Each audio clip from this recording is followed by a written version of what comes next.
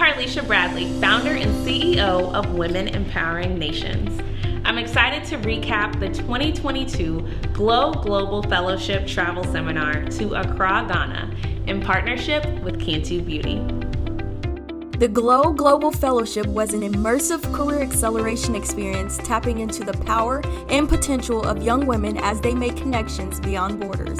For the past 8 months, these young ladies from different parts of the world have virtually participated in leadership trainings, business development sessions, executive coaching, and group projects. This is their first time meeting in person. I think I'm looking forward to bonding with the rest of the girls. We've been virtual most of it. So we're doing a photo shoot today, and the transformation from seeing everyone in those little boxes on Zoom to seeing us all like glammed up today in the photo shoot, that's been so amazing. So it was really nice to finally build relationships outside of our typical Zoom boxes. Seeing all of their personalities in real life and just being able to interact with them is such a lovely experience. Just the makeup and the photo shoot just showed the seriousness of it, the professionalism, and just how passionate everyone is about this entire cause. Women Empowering Nations!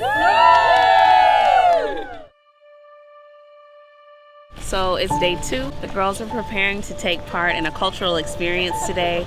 We're in Elmina, about to tour Elmina Slave Castle. The Elmina Castle attracts thousands of visitors each year.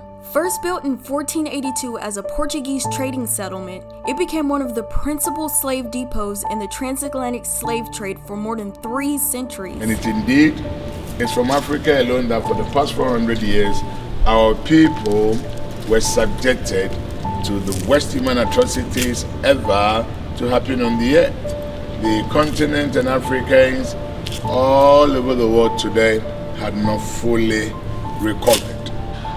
Experiencing Elmina felt very emotional and heavy, walking into the castle. I'd obviously learned a lot about slavery, and also being Gambian and Senegalese American, I had a very good understanding of the impact. It made me get to see and understand what it is that they taught us back in school, in history classes, and to actually understand the anguish of our ancestors. Most of them died, and when they died, they were not buried. They were removed and thrown into the ocean for the fish to feed on. What was most impactful for me was the fact that I get to feel the whole ancestral spirit and all. Well, I think it impacted the group in many ways. I think we're all, like you said, coming from different parts of the world. I'm Nigerian, and also there's a part of Nigeria where you get to see the whole slave trade, and so seeing this in Ghana also just kind of connects. And it really made me realize the connections that I had lost with my roots. I am living that dream. I am free. I'm able to speak up. I have a voice, which is what they wanted to have, but they did not have that opportunity. Coming here, I think it kind of universalized all of our understandings and kind of brought us to a common ground or common place of what this impact was from a historical standpoint on other people. On this visit, we learned more about one of the most tragic and brutal periods in the history of humanity. Hi, so it's Community Service Monday, and we are going to St. John's High School. Our fellows were successful in making an impression on the girls of St. John's High School in Accra, Ghana by openly sharing goals, dreams, ideas, and challenges. Our group had the opportunity to see how alike we all are, even coming from different social, economic, and geographic backgrounds. I thought that this was honestly just such an amazing experience already. Meeting the girls, they're all just so powerful. They're all so inspired and excited to be here. So we just got finished doing a bonding activity with the other girls here for the GLOW Global Cohort's workshop session. So we got to meet some of the girls and talk about the women that inspire them and their passions and their dreams, and it was really exciting. The most exciting part was interacting with the girls and getting to hear their aspirations for the future. What does it mean to be a leader? Ready? The most exciting part was getting to speak with the girls and mentor them through the signature story. I would say the signature story session that we did, that has had a huge impact on me. I was able to hear the excitement in their eyes when they told us about their passions and their dreams. So for example, we told them about the fact that they need to help one another as they're going. They should not just focus on themselves. And there may be things that have happened in the past that they are not happy about, but that should fuel them for where they'll be going next. It really just made me so happy that we were there and that young women have access to the knowledge of the spoken word and of their story, and that they'll be able to use that and share that in their personal lives. And you would have never caught me up on that stage. You wouldn't, if you told like 8-year-old me that I'd be doing this right now, I would think that you're lying. So to see the confidence, especially in that environment where it's not the easiest to be a woman, I'm proud of them. When we left the school, so all the girls were following us, and they said, "Oh, thank you, it was nice to meet you." I felt like I was really impact her. So it was nice to see all these girls with their beautiful smiles. After a powerful week of celebrations, service, leadership development, and cultural experiences, the young women concluded their travel seminar experience. Women Empowering Nations and Cantu were proud to host these young women. These are their closing statements. It's been amazing finally meeting the girls that I've been working with in the cohort. Going from 50 girls all the way to 11 girls now, I've just seen the growth of them from interviewing them from day one to where they are now. So when I think about Cantu now that I've completed the cohort and now that I've done the fellowship, I definitely see them more as connecting with their audience and genuinely trying to empower people who they're creating these products for. Cantu Beauty investing in women and partnering with an NGO like Women Empowering Nations makes me see it as a company I'd want to be a part of.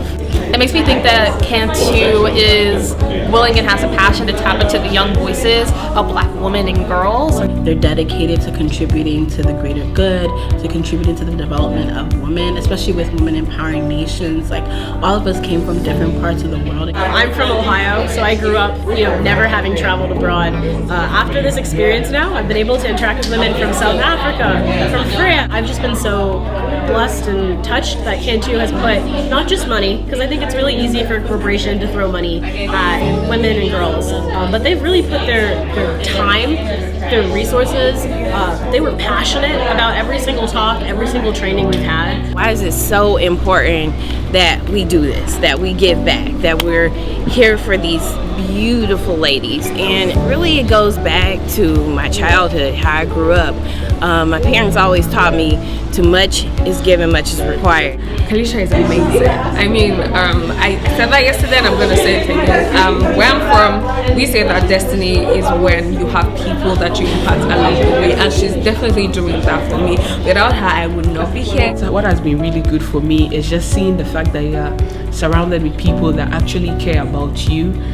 They provide for you and they're willing to listen. It's very special when Black women create spaces for other Black women to thrive. It's a very strong, supportive, and united sisterhood. I've never really talked about my identity much in school, like in terms of my background. So Women Empowering Nations has created space for me to be vulnerable in that and to share that more like openly and widely. What I'm taking away from this entire experience is to just be me and be bold. This goes to show that we are creating a community of young girls, and this is not just going to end here. And because more girls need to experience this. She really didn't have to do all this for us. She really didn't have to create this safe space for us to be authentically Black and authentically women. I think the activity that had a lasting impression on me, frankly, was the party that we had last night. The reason for that was because there's a section where we're all dancing, and I think just being able to join in with everyone in community with joy and happiness just truly is a beautiful feeling and really allowed me to feel connected to the diaspora. Thank you so much, Kalisha, for this opportunity to share my vision, to share my story with the world. And just having a chance to learn about things that no one teaches you. Like we learned about self-care, signature story, and some of the other stuff.